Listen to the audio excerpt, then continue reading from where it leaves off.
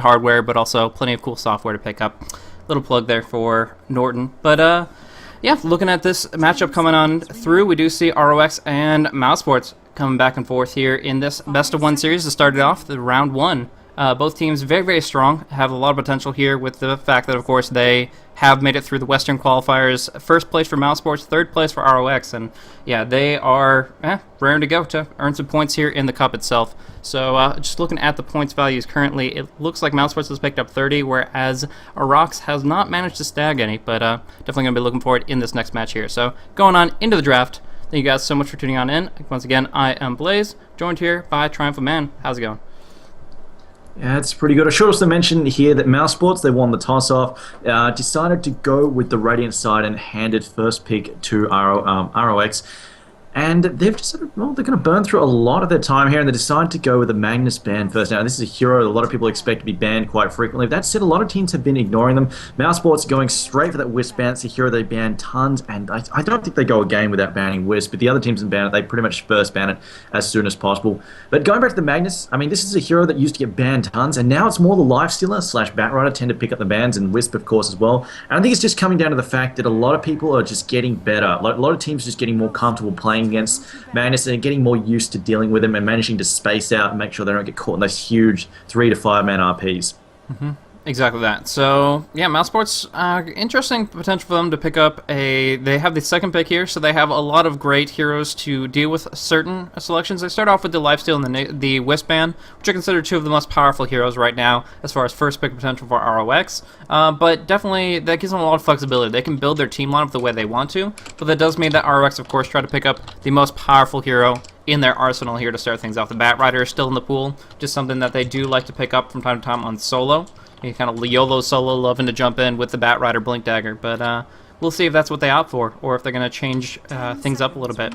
You know, Bristleback first pick, new meta, right? But who knows? Going to see it in just a few seconds here, as they seem to be looking to eat into their reserve time a little bit as well. Now, they pick up the Lone Druid, and it's just a strong pickup here. They're going to have that on the offlane via Dread. And from there, a lot of potential for Mouz Sports to answer back. They are going to have Fata picking up that Batrider, loves to run that there, and then Black will be running that Gyrocopter, unless they decide to run the Batrider in the jungle. I mean, yeah, that's always a possibility. Batrider, very flexible hero, can go just about anywhere you want to put him. And getting farm, I mean, that said, getting the mid, going for the early farm is really, really good. From getting that Blink Dagger, once he gets that mobility, he really starts to shine. And RoX.KIS are going to have to be so careful about being caught out of position. Of course, the lasso, and then the better Blink. And I mean, if you can even get that 4-star as well, just drag heroes out of position so quickly. But I find the ban there on the Furion early on fairly interesting there from RoX.KIS. They've decided to go with the Clockwork, though, along with the Shadow Demon. So they're going to have some nice support there from the Shadow Demon. Of course, Shadow Demon really good for the setup and save, as well as the fact that if you have a hero get picked out very quickly by a Batrider, of course, Disruption is such a fantastic spell for going for the save, just disrupting a friendly teammate and making sure that they buy them time, basically, so you can get the counterattack. And, of course, Clockwork, fantastic hero for the counterattack. Get stuck in. If he can position himself correctly with the hook shot, even if he smacks into some creep and just drags himself in the wrong position, basically he can get the cogs, and the cogs are the big deal. If you can split the enemy team, like Batrider jumps in ahead of his team to try and stop the kill, and then the Clockwork there manages to space himself between the bulk of the team and Batrider, suddenly it's Batrider who's going to get counter-ganked really badly there. So we'll see what RoX.KIS have up their sleeves, though, going to the second phase. But one last pick here for Mouz Sports, and then we'll get the second series of bans underway. Probably going to round out their lineup here and pick up a support, so they do have all their lanes covered just a little bit here. Yeah, we're going to see Clockwork picked up, and the interesting thing about that for RoX is that they do like to run it in both the supportive role and in the solo mid role. In this situation, Lone Druid almost guaranteed to go off lane, but that Clockwork could go just about anywhere. Could pick up some experience, solo experience, to kind of steamroll in the mid lane a little bit, and we have seen that run by solo a couple times, or we also have seen it work pretty well if they do the right combo. Right now, Shadow Demon can set up Clockwork to make sure his cogs will connect, either by draining them and knocking them back, or, of course, catching them inside to do a lot of right-click damage. Either way, Mouz Sports picking up their supportive Nyx Assassin, and they're going to be able to put out a lot of pressure with that as well. So that's going to be pretty interesting to see here. Koikva possibly picking up the Batrider, otherwise it definitely is going to go to Fata. But one way or another, they're going to have a lot of potential to jump in when they want to through the aspect of the Vendetta and the Flaming Lasso, and it's going to be on RoX to counter-initiate. The Shadow Demon is really good. You mentioned the disruption, especially up against that Flaming Lasso, making sure it doesn't do any damage at all. and they can't do damage during it. And of course, on top of that, the Clockwork is able to jump in. So I really think the back and forth of team fights will be really, really interesting to see, and it's all about timing and positioning for either one, because there's so much engagement, long-range initiation potential from both sides, especially once the Batrider not only picks up the Blink Dagger, but the Force Staff as well. Yeah, Nyx Assassin, probably, I assume he's going to be taking to that support role. I mean, if they really wanted to, they could try and touch. I mean, like you said, the danger of the Nyx Assassin wandering around just causing a lot of trouble with the Vendetta. I mean, they could, if they want to get in those fast levels, they could just throw him into the mid, but I kind of expect him just to throw him into the jungle, because they're expecting to be up against the lone drawers, so he can just focus on pulling and gaining experience there from the jungle.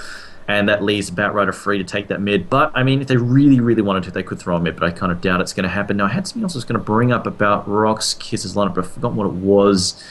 Oh, well, it doesn't matter. I'm sure I'll remember what it was. Weaver being banned out by Mouse Sports, though. It's an interesting choice. Oh, that's right. I'm fairly sure we might see a Bane get picked up. Mouse Sports have been running an absolute ton of Bane, and he will fit in fairly nicely, I think, as well. Just having the Fiend's Grip, of course. That gives him 2 superior magic disables. On top of that, the Enfeeble is great against the Bear as well, so I think that'll be a solid pickup for them. Assuming that Nyx is going to be one of the supports, it wouldn't be bad to round that out as well. But then again, we might see something. I mean, Synderen, of course, playing a ton of Lina as well, so we'll see what they've got to pick up there, because pretty much they've got, I think they're looking for their prime, they're looking for probably their off lane here, and they're probably their 5 position, I think, as well, Mouse Sports. Yeah, I think the Bane would be really good, not only for the Enfeeble in the mid to late game, but also early game. It's really easy to shut down a lone Druid when he's trying to do that shenanigans, manipulating the creep wave with the Bear going behind enemy lines. The Nightmare will drop the creep aggro entirely, so you can completely nullify his potential there. I think it would be a really, really solid pickup, but they have to make sure that they have the damage follow-up. Gyrocopter, he does have a lot of damage to his name, especially if he goes for something aggressive like a Shadow Blade, but I think they need a little bit of extra oomph there, and we'll have to see what they end up running here. Right now, the bans come out for the Keeper of the Light as well as the Darkseer. But yeah, as you mentioned, the Lina's still in the pool as well for Synderen, so it's going to be an interesting matchup here. But what do you think about Mouz's bans? They took out the Weaver, and that makes a little bit of sense, but what about that Tinker ban? I'm just looking at the bans. It looks like, I mean, the Weaver, yeah, they get rid of that. Obviously, he's a pain in the ass, can be very difficult to try and shut down. But the Tinker ban, oh, I'm just trying to remember back if it was RoX were using it during the international qualifiers, but I can't quite remember. But Tinker, of course, a lot of global presence. Maybe they're a little bit worried about that. Of course, Mouse Sports might be planning to ball up and just try and fight. We'll see. But of course, the Furions, I mean, they might have also banned the Furion as well. Looks like they're just trying to get rid of some of those mobility heroes as well. Of course, Tinker can just come into the fight at almost any time and cause a ton of trouble. Yeah. And of course, being able to push multiple lanes all at once, it's just really frustrating. I mean, if you just want to just group up, have that fight, having the ability for Tinker to just fly around the map and just push everywhere all the time is incredibly powerful. But I don't know if he was really ban-worthy, to be dead honest. I'm not convinced that he was a hero in the ban. But that said, of course, you know, Mouse Sports, they know what they want, and of course they've managed to win a spot in the TI3. So we'll see what they have in mind here. One final ban here from Mouse Sports, and then we'll go into that second picking phase. And like I said, I'm actually kind of surprised that RoX.KIS. Oh, it's RoX.KIS. They do have the first pick, so they might actually go for the Bane themselves. That's a possibility. Could be interesting, yeah. If they want to go for a huge amount of setup, they definitely have the option there with the Bane, if that's what they're looking at. Either way, the thing that's really, really interesting about ROX for the Tinker is, as far as BZZ is perfect actually running as a core hero in a tri-lane. So they go ahead and they put as much farm as possible on the Tinker, and I think abilities like Disruption and Cogs and even Entangle are great ways to set up as much March damage as possible. So it's actually one of those weird little pocket pickups that you wouldn't expect to be banned out against most teams, but up against ROX, it's actually pretty interesting. And along with that, taking out the Luna, just a little bit of hard right-click damage that has a lot of potential to cleave through with glaives, and also single people out with the the Eclipse as well. So interesting potential there. But as far as if ROX would have picked it up, there's just so many different carry options in the pool that you can't take them on all out, and BZZ probably just going to opt for something like an Alchemist or something that's set up easily by the Shadow Demon. Yeah, I like the point actually about the Clockwork. I didn't think of that. Of course, Cogs really, it's more of a pseudo disable than anything else, but just the fact that it pins them down for the March Machine's really, really frustrating. And I mean, of course, the other thing, if Mouse Sports want to push early on and just get into those fights, of course, March Machines is one of the best ways to basically discourage. I mean, obviously, it doesn't deal tons of damage if you don't walk into it, but it can just completely discourage any attempt to fight or push against the tower. But we'll see what they've got in mind here. And the Luna, I mean, Luna's sort of that. She's picked up all that often, but she is incredibly potent. If she gets off the right eclipse, it's very, very painful. The Leshrac there being picked up, so it looks like that's the support. It looks like we'll see Clockwork not being used as support. I'm kind of expecting Leshrac to be that other support hero. And of course, Shadow Demon and Leshrac, it's a great setup. Disruption pretty much guarantees that you can land those Split Earths on target. And of course, once you lock them down next to the Illusions and the Edict coming up afterwards, it's very, very painful. The question is whether or not they're going to go aggressive here with the Clockwork, or if they're going to... I mean, we might even see Clockwork take this solo mid here, but if they really wanted to, they could try and throw in the Clockwork in with the Shadow Demon and Leshrac, I think, and try and shut down Gyrocopter's farm. I think that's also a possibility. Yeah, that could be pretty interesting there. I think the most likely situation for the Clockwork is the mid, but yeah, if you do actually... Or if you're concerned about a super late game carry, if you're up against like a Phantom Lancer, maybe even like an Anti-Mage, you can set it up where you can get Shadow Demon, Clockwork, Leshrac together. You just have so much kill potential if you do bring those three together. So it might be a little bit of a waste of Clockwork as far as who wants early experience for a minute to go for higher ranks in Battery Assault, the Rocket Flare, and getting that hookshot as soon as possible. But at the same time, immense kill potential. We do see, however, as far as Mouse Sports' final supportive option, they're going to go for the Rubik here. So, as far as spell steals, they do have the no-cast animation, Split Earth. Honestly, all of Leshrac's spells are really, really nice to steal. But I think he's going to be looking more towards that of the Shadow Demons. Disruption, Demonic Purge, going to be really, really good to screw over the Lone Druid or to save an ally. So, definitely something to look into. As a whole, though, just great support on the lane. Going to be able to put out a decent amount of damage and a good amount of setup to make sure Nyx cannot possibly miss that Impale, and that could be meaning early smoke ganks, early aggression throughout across the entire map. I'm just looking at RoX.KIS's live, though. I'm a little bit worried that Clockwork is going to get the initiation off. He's going to get in there, he's going to set up a fight, and then obviously Battery Assault early on, especially if he takes a solo mid, does have a huge scaling potential in the early game, but it tends to sort of waver off. But I don't know if they've got the team fight to back it up afterwards. I think they're probably just going to see Clockwork, Shadow Demon, try to put a lot of pressure on. Dragon Knight's the final pick, though. So I think we're just going to see a lot of pressure here from Shadow Demon, Clockwork, and Leshrac, just trying to buy time for Dragon Knight. And they're going to go for this 25 to 30 minute push between the DK and the Lone Druid. I think they're just going to gun for those early fights. The question is whether or not... I mean, right now, Mouse Sports have a fairly decent lineup, I feel, to hold it off.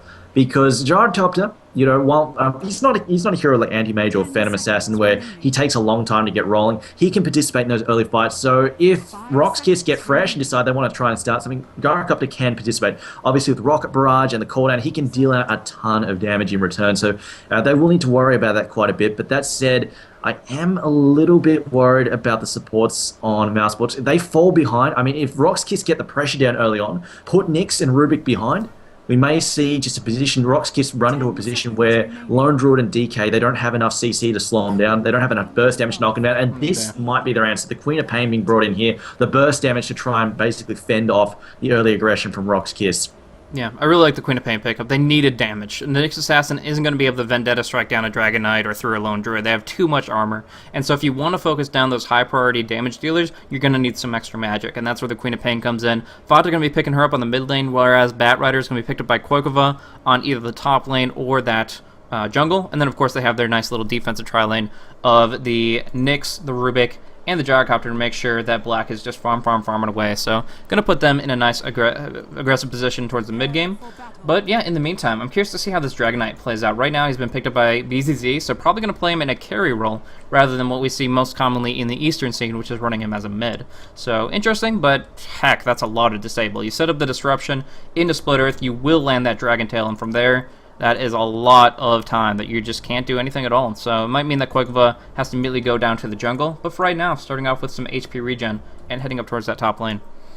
I mean, yeah, Dragon Knight definitely a perfectly viable mid, but in this case, of course, solo. They've got him playing the solo mid Clockwork. And I mean, right now, Dragon Knight, he's not as level dependent, whereas, as you mentioned before, the Clockwork Goblin is very, very level dependent, really wants to get those levels in Battery Assault and of course get that early hook shot. So in this scenario, just having Dragon Knight, because of course like Dragon Knight's really just looking for that stun, that level 6. So you get the level 6 and when he starts to fight, he gets in there with a stun and just sets it up. Even the level 1 Dragon Tail is incredibly potent. So we'll see them go for that and just basically he'll get his farm up, he'll get a few early items and then they'll go for the push with the level 1 ult and the bear just being able to chew through those towers. That said, Dread, what items he got on the bear there? And it looks like, yeah, he's not going for any shenanigans there. He knows that he can't really go for it. They've got enough disables there, I think, to really screw over the bear. And of course, trying to pull down this side as well is kind of dangerous because, of course, the bear can get picked up and dumped on the high ground, as we're going to see Dredge scout out a haste rune there, although it looks like Mouse Sports will manage to pick it up themselves. Yep.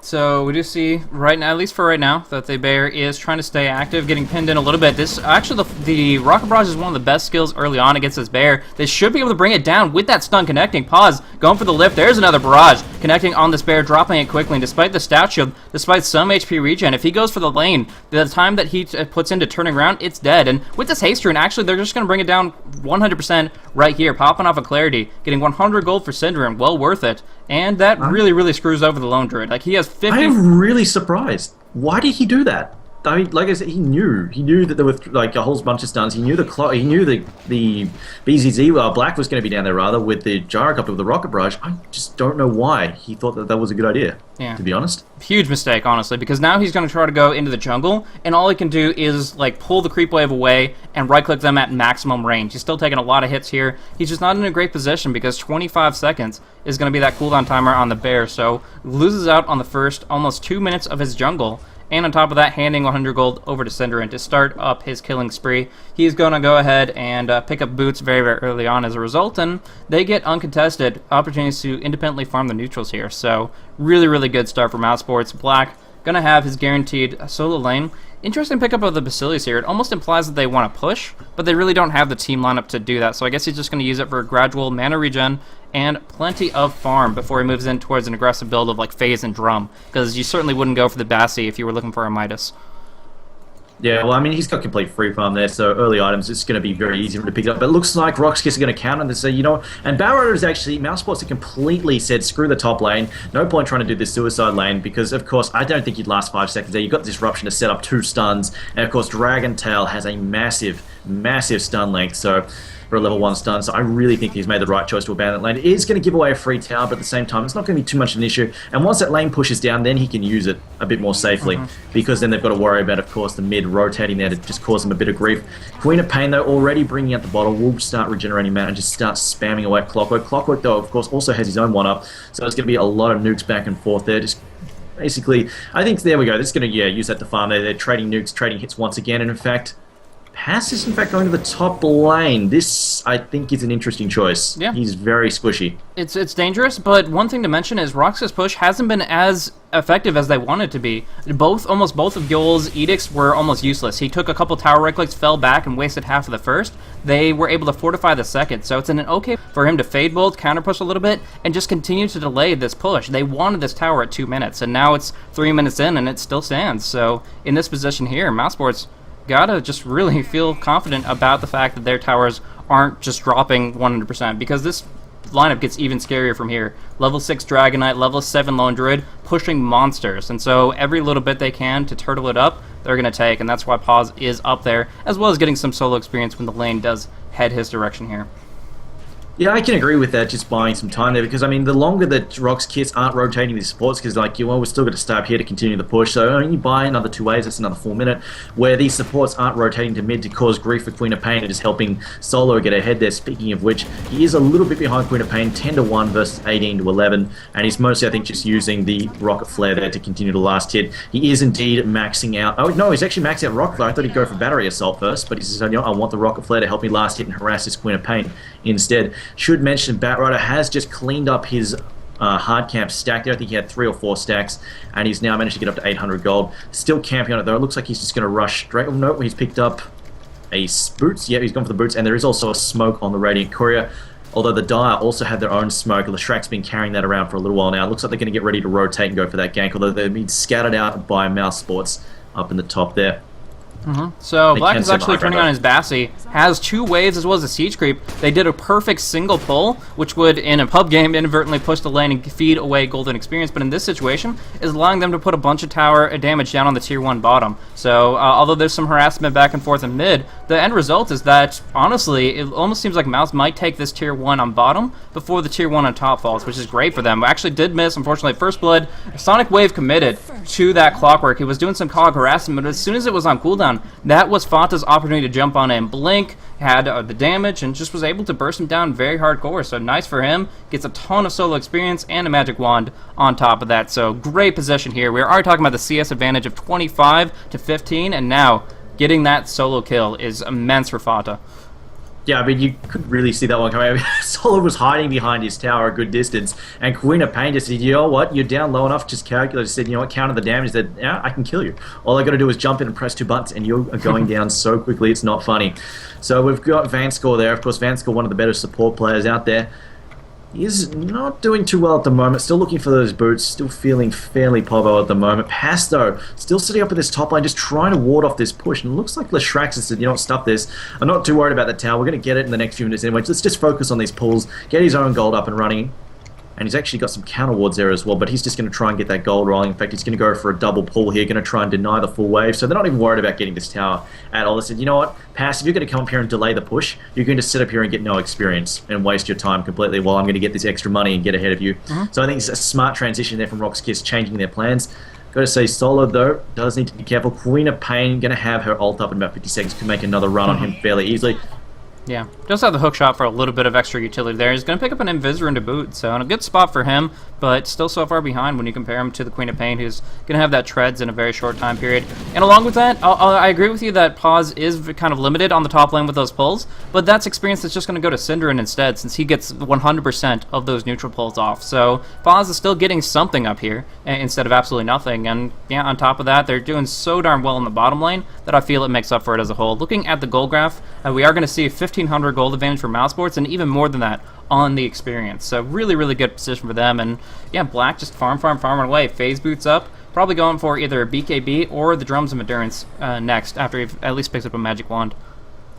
I should also mention that Solo has been wandering around the Radiant jungle looking for the Batrider. In fact, he's found a Batrider who's going to be in a very bad spot. And oh, he is so lucky. Solo went and checked his hard camp over on the close hard camp. Checked that first. Batrider was the other one, in fact, fighting a full-on stack there. And he rotates across to find him in that hard stack just as Batrider unwittingly fireflies down the cliff to go and farm the other camp. Meanwhile, the top has been a bit of a gank up there as well. Yeah, back and forth. Dragon Knight did drop down really, really quickly. Wasted his Elder Dragon form, only to be bursted. Good stun, good nukes between Synderen and Fata. They commit another Sonic Wave, get another frag, and that's 2 for 0 for them. In a great position here and still holding the line up top. So Corrosive Dragon, Elder Green Dragon form, not going to be much of an impact for quite some time.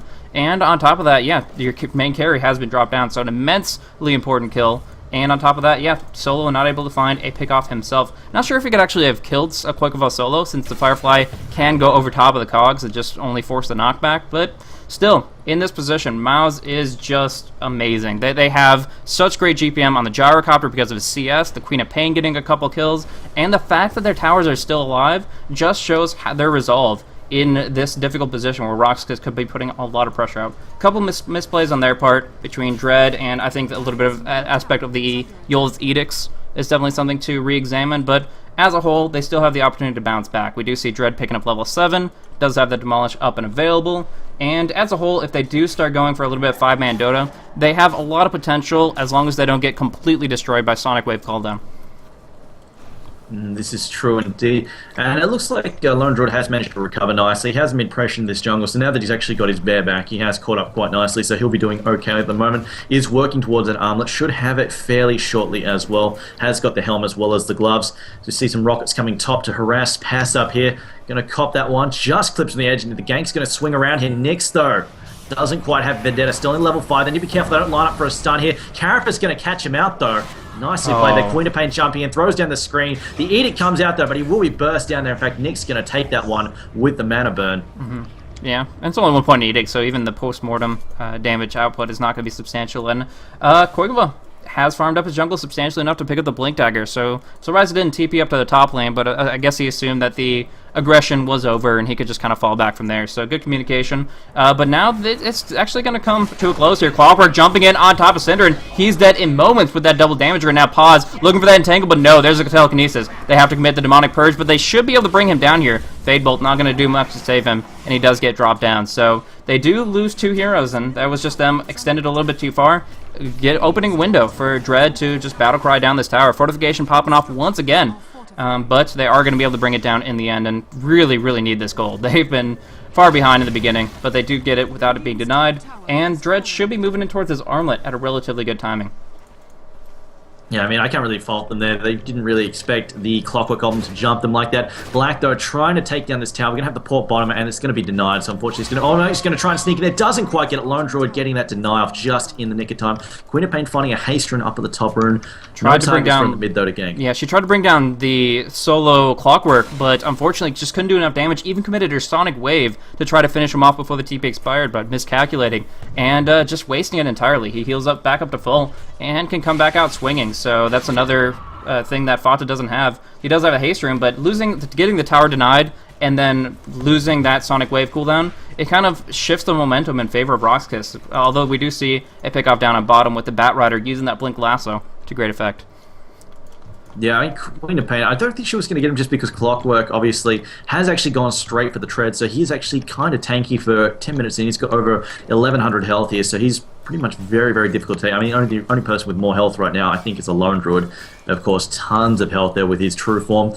Now, Gyrocopter, of course, been free farming at the moment. We'll see what he's up to in GPM.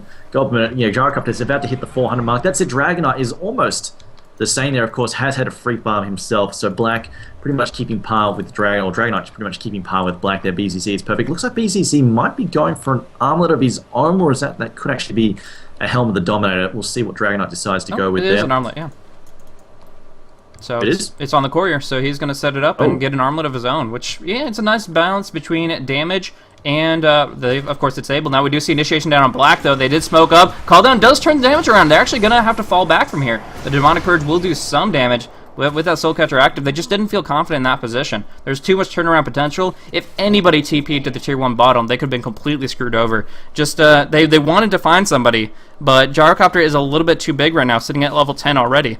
So, fighting off more than they could chew, they fell back. Luckily, didn't cost them anything, but a lot of time and, of course, another smoke. I think it was the right choice. I mean, against this lineup, if they had a ward behind that tower, yeah, sure, maybe they would have gone for it. But between a Nyx Assassin and Queen of Pain, you really don't want it. And then a Blink Bat Rider on top of that, yeah, you don't want to be caught out of position at all. The stun goes out, going to catch two of them, but it's not going to be enough to stop them distracted. In fact, y'all need to be really careful here. In fact, Queen of Pain going to go for it, throws the screen up, blinks forward, Edict going to get tossed in there. Nice drop. Oh no, Disruption might be enough. Sonic Wave thrown in as there as well, but it will probably drop Bank Score. She's got a haste rune, jumps in with a blink, and there we go. Also losing both supports. Leshrac will get cleaned up there as well.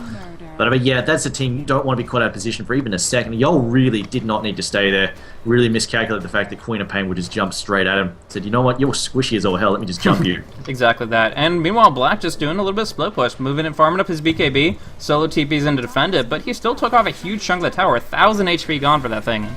That is not something you're going to get back anytime soon. Quakova trying to snipe up on this Clockwork. Might get the opportunity, as we do see Dire Vision. They have no idea of this at all. But we do see Bat Rider TPing away to top lane, where BZZ is perfect, is in a rough spot. Going to go for the TP. Flame Break is there. Yeah, they just interrupted, or he walks away, I think. Either way, he's going to get dropped down here, doing what he can.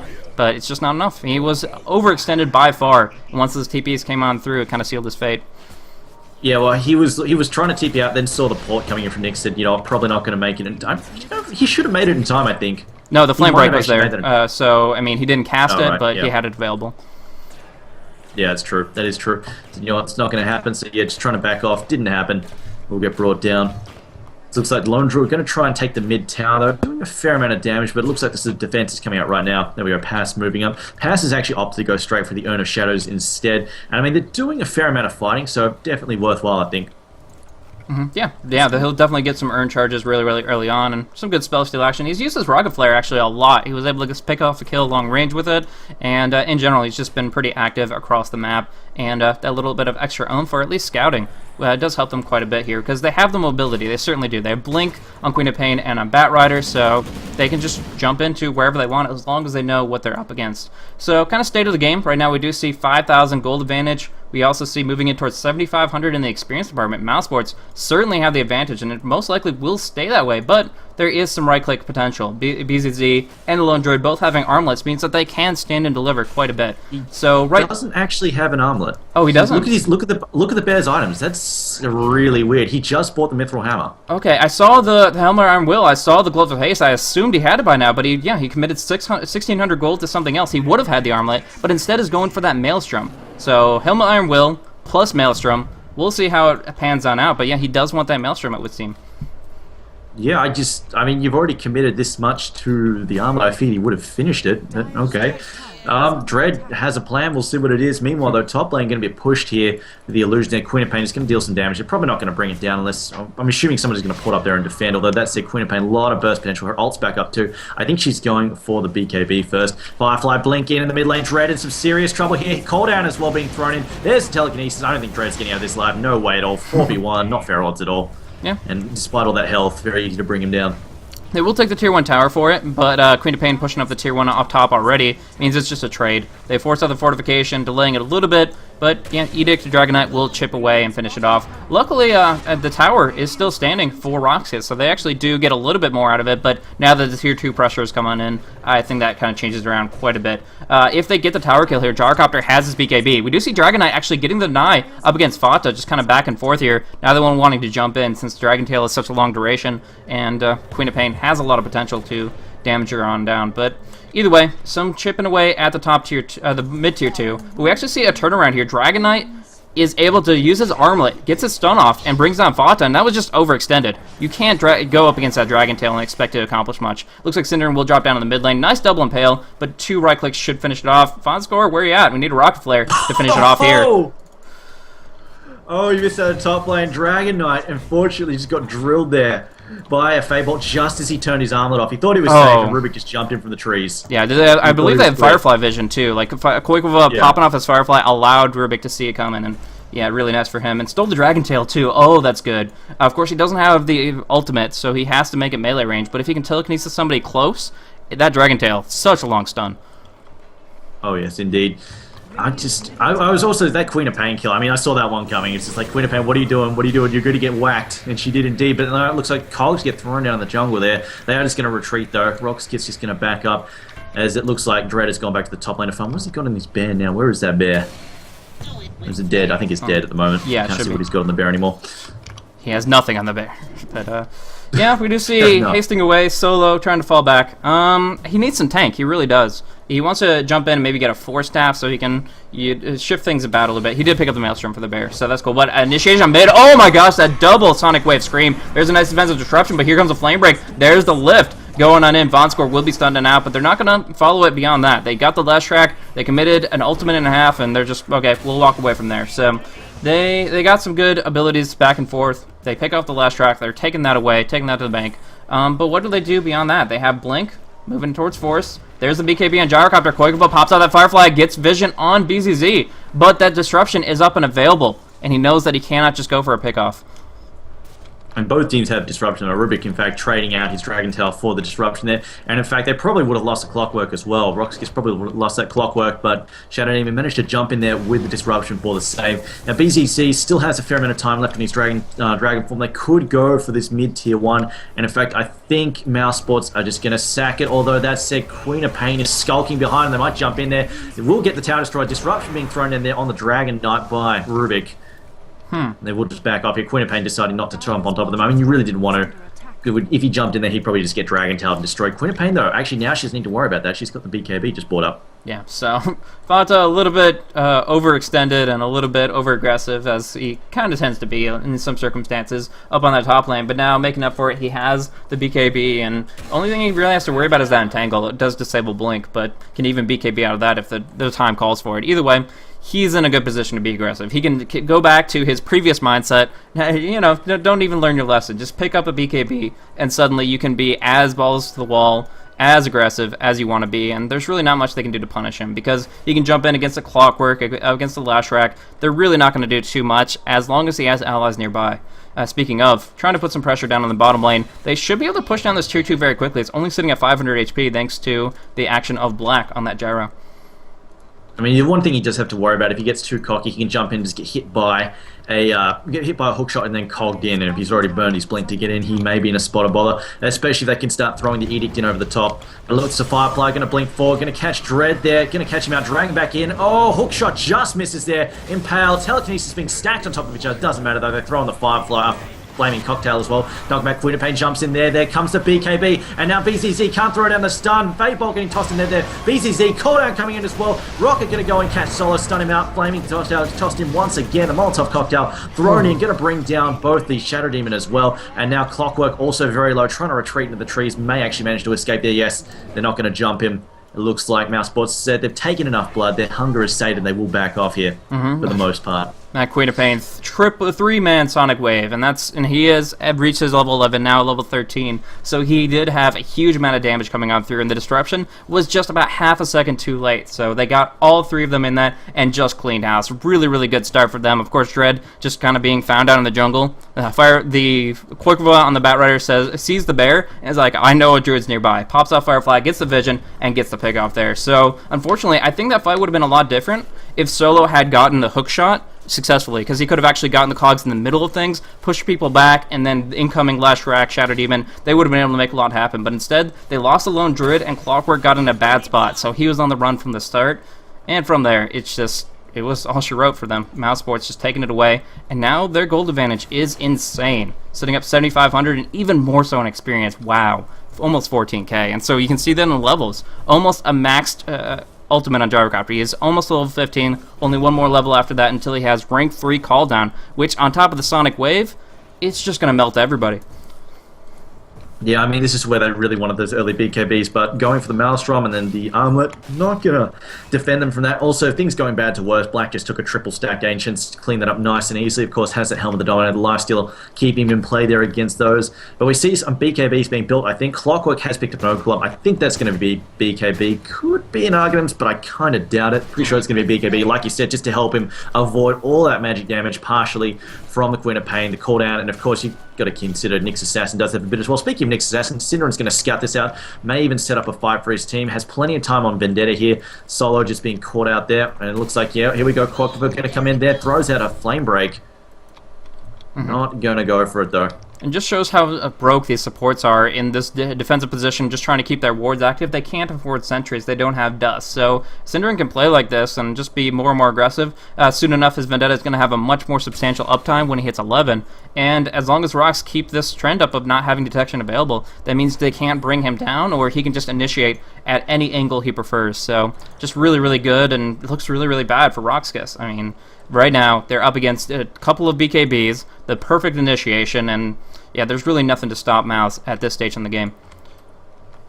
Actually, I really want to see a gem. Like you were mentioning, the fact that RoX.KIS are having so much trouble keeping those wards up, I would like to see a gem, or at least just a lot of counter wards being thrown in just to remove map vision, because once RoX.KIS, like you said, RoX.KIS, they really can't afford to get into a ward war here. It's going to cause so much trouble for them, especially when Rubik's already got his early core items done. He's got Arcane Boots, already got Urn of Shadow, so he's got some nice core items done. And of course, Nyx Assassin as well, still working towards a mech, but at the same time, I think they can quite easily afford to get stuck into the ward battle, just because it's gonna put them so much further ahead as well and slow down that DK's BKB. That said, DK now about 1,000 gold away from that BKB. Once he gets out, he's going to be a lot tougher to bring down in these fights. But at the same time, the fact that Queen of Pain as well as Gyrocopter went for the early BKBs, rushed him straight away, just gives them so much ability in these fights, and they don't have to worry about getting locked down. Looks like Nyx is actually picking up a mechanism. It seems like, okay, well, he's a supportive hero. He has plenty of mana at his disposal. It seems to make sense. It's just something we don't generally see. So that's kind of a little bit different, but I mean, there's nothing wrong with it whatsoever. They want to be able to hold the line in the fights, keep Gyrocopter up and kicking, and a mech is certainly going to accomplish that. It's just an interesting pickup there that he's not going for mobility. He's leaving that to the Batrider. He's leaving that to the Queen of Pain, and then he can follow in after the fact and make sure that he can be in the right position to get a good impale and a good mechanism just by kind of walking on through. I mean, he can already position these fights, because just like you said, they don't have money for the counter wards, so he doesn't have to worry about getting caught out by that at the moment. I don't think RoX.KIS have thrown in a single counter ward all game as far as I can remember, so he can just walk straight in with a Vendetta, scout whatever the hell he feels like, Queen of Pain and that follow-up, he just gets stuck in with his spells, and yeah, having that mech is going to be really, really... I mean, mech and, to a lesser extent, Piper, 2 items you pretty much don't want to go without. It's kind of like drums as well. Pretty much you almost always see somebody somewhere pick one of those up. Actually, speaking of that this game, in fact, I don't think either team has actually bothered to pick one up, so there you go. But I mean, it's one of those really cool ubiquitous items. Leshrac, I think, might actually grab the drums. He's picked up a Bracer, and it's a fairly natural item to transition into there, as well as the fact he benefits from it heavily from that move speed buff, just keeping him in the fight where he needs to be. Queen of Pain finds a double damage down, and Batrider just going to continue to farm up this jungle. Next thing for RoX.KIS right now is they are being given a little bit of time here. There hasn't been too much action recently. The last kill was quite a bit of time ago, about 5 minutes. And so with that, RoX.KIS has had some time. They've been forced out of their jungle. A couple actually on bottom. That might change really, really quickly. Need the Firefly vision. No, they find him out. They get the stuns, and they will bring down Yol real quick. So good setup there. They finally get a pick off. And now BKB comes out on the Dragon Knight. So as I was kind of saying, they have found some time to farm. Lone Druid in the jungle, BZZ on the lane. It does set them up to pick up the BKB on DK, which is very, very important. I mean, setting it up so that he can actually stay in the fight. And if they can get this Assault Cross on the bear, I actually think RoX.KIS aren't out of the woods. Or not, actually, sorry, that's the wrong idiom. They're not in that bad of a position. But Clockwork trying to go for the hook. He does connect on Queen of Pain. 3 seconds left on the blink. She does have that BKB active, however, and goes right on into the trees. There is the Clockwork Rocket Flare. But without that ultimate, unfortunately, will not be able to lock her down. So she does escape, despite being in a rather rough position, popping off her second charge of BKB. Yeah, I mean, at the very least, they at least forced out a BKB charge, which is going to make him more vulnerable to getting smacked by Dragon Knight.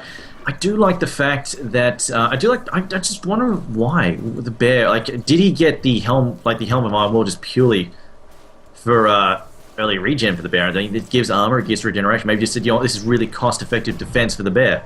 I think it was mostly a decision.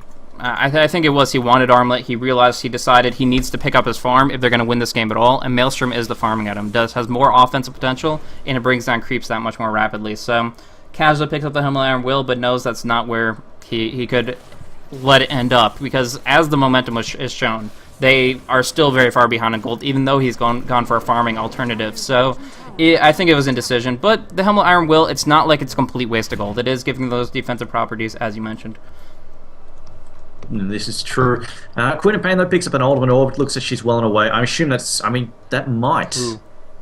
That might be... I think it's going to be a Scythe, although it could. I mean, she could justify a Lincoln's almost, just because it'd help keep the Dragon Tail out of her face, and they don't really have that many spells to disrupt it. I mean, they've got maybe Lightning and Disruption. That's about it, really, to try and shut that down. And, of course, it can also help bounce the Purge as well. But like you, I urge you to just make some... I think you were talking about the Blink Dagger on the Rubik. Oh, boy. Yeah. If there's one thing Rubik loves, it's mobility. Mm-hmm. And now if he steals the Dragon Tail, that means so much more. He can blink in and get a gigantic disable off, and they can get so many picks. Speaking of picks, finding it out, Cinderin walking on around, no sentry wards, finds a bear, kills a bear. So easy pick off there. Queen of Pain going to be able to set herself up towards that Scythe much more rapidly than we had previously figured. And now, of course, on top of that Gyrocopter, nearing his Butterfly is going to set them up so they can just Rosh and Rax. Like, they can just pretty much completely dominating everything now that they've taken out all but one outer tier tower. Yeah, I mean, this is a serious problem. Unfortunately, RoX.KIS just did not get the momentum they wanted, because right now, I mean, you look at their lineup, they really wanted to be pushing harder by this point in the game. They really wanted to, or at least have a huge advantage, and it's complete opposite here. Dragon Knight, in all honesty, even though he can dish out a ton of damage, it's just nowhere near as tough as the Gyrocopter, just because Gyrocopter, I mean, while he might not dish out a huge amount of damage, the fact is he just accidentally kills your entire team while he's out, and then suddenly you're trying to fight him 3v5 or 2v5. It's not a great situation to be stuck in. Nyx finishes up that mech as well, should also mention. We've got that up and rolling. Queen of Pain, about 800 to 1,000 gold away from finishing off her BKB, finishing off her Scythe Device, rather, and there we go. There's the Butterfly. I just don't know how they're going to dish out the damage necessary to bring down bring down Gyrocopter. Yeah, I don't think they have the damage potential to bring down anyone. They have the mechanism on Cinder, and they have 3 BKBs. Batrider has a BKB. Queen of Pain has a BKB. Really, the only squishy person at all is Rubik, and he has such mobility that if he's wise about his positioning, it shouldn't even matter unless Clockwork gets a great snipe off. But for right now, we do see going on a pickoff on Biz Perfect. All the amount of Dragon Blood in the world will not save you from this kind of damage, committing 2 ultimates, but bringing him down, setting it up so they can take a free tier 2 top, and probably Roche along with it. Oh, going it in, they get another. Wow, I didn't even think they could pick off Dread, but just couldn't get out of there. Clockwork jumping on in. Solo trying to do what he can, but, I mean, this is desperation. Just 100%. Solo jumping on in. You're probably going to die out of this. Like, they have so much slow. They have so much stun. They're going to be able to bring him down. They actually stole the battery assault, so taken away, as quick as he's doing damage to pods, is actually taken away at him as well. And screw Roshan. Take the high ground now. Next creep wave. And they're going to be able to bring down the melee racks here. Just such a great position for them to be in.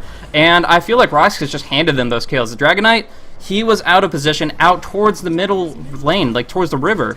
And yeah, easy Vendetta for Nyx, able to set it up. And from there, they just walked in one by one. Lone Druid didn't get out fast enough, and Clockwork jumped in to save absolutely no one. So Cost them a lot. Tier 3 fortified. But here comes Koikova with another Batrider lasso. Cooldown's short enough for them to just jump on it hardcore, and that might be it right there.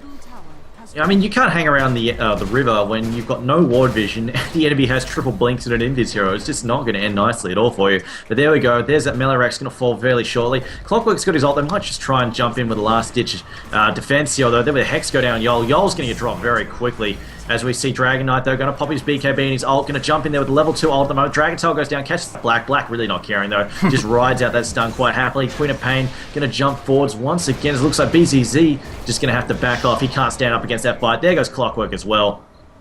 And there's nothing they can do about it at all. There's just way too much to save, way too much firepower. And there's the GG. RoX.KIS will bow out here. Mouse Sports again showing why they are on the invite list for the TI. Well, not the invite list, but why they are going to the TI3 in first place. Yeah, absolutely. So, yeah, going on through, they just completely destroy RoX. I feel it was an issue of momentum. They picked up very item-reliant heroes. The Dragon Knight, the Lone Druid, and then Clockwork and Leshrac can benefit so much from survivability, but instead, we just see them get locked down, and Mouse Sports completely outpaced them. They were on their third tier of items when RoX.KIS was sitting on still their first. So, this was just completely all about Mouse Sports keeping domination up, and the net worth certainly shows that. I guess it's skewed now that the disconnects have come on through, but yeah, 19k net worth Gyrocopter in only 30 minutes, and he's going to make that even more. Why not pad those GPM stats black, picking up some Ancients on top of that, moving in towards 670 gold per minute. Really, really impressive out of them, and yeah, again, it was an issue of momentum. RoX.KIS, a large part of their trial lane was to take down that top tier 1 tower very, very quickly, and they didn't accomplish that. They didn't have a Basilius because they don't have great Bassi carriers, to be honest, and from there, they missed a couple edicts. I don't want to keep on nagging on that, but if they get the first tier 1 tower, that gold momentum shifts completely, and obviously they didn't get it there. So good move from Paz, ended up paying off, but just being like a level 2, level 3 Rubik, counter pushing it out, and as a whole, Mouse Sports just played a great game. Kept black farming, kept ganking, and were able to come out on top by far. I think the other thing, of course, was the fact that the RoX.KIS supports never rotated. They just sort of sat in their lane and just sat up there. Queen of Pain was allowed. I think Queen of Pain was instrumental here, the fact that she was allowed to snowball out of control, and she brought the snowball to the team. She was put under no pressure at all, just farmed quite easily against the Clockwork Goblin. In fact, got that early kill as soon as she hit 6, jumped on top of him, burst him down with her ult. And yeah, there was no rotation from the Dire supports at all, so she was just allowed to snowball out of control and put so much pressure. And then once she got 6, got her ult up, started ganking, there was just not a whole lot that RoX.KIS could do to stay in the game, especially when the bear initially was behind by making that little bit of a mistake early on and getting his bear killed. So he got very little farm early on, took a little while to get rolling, and then in fact had a bit of indecision with his items and transitioned out to a different one.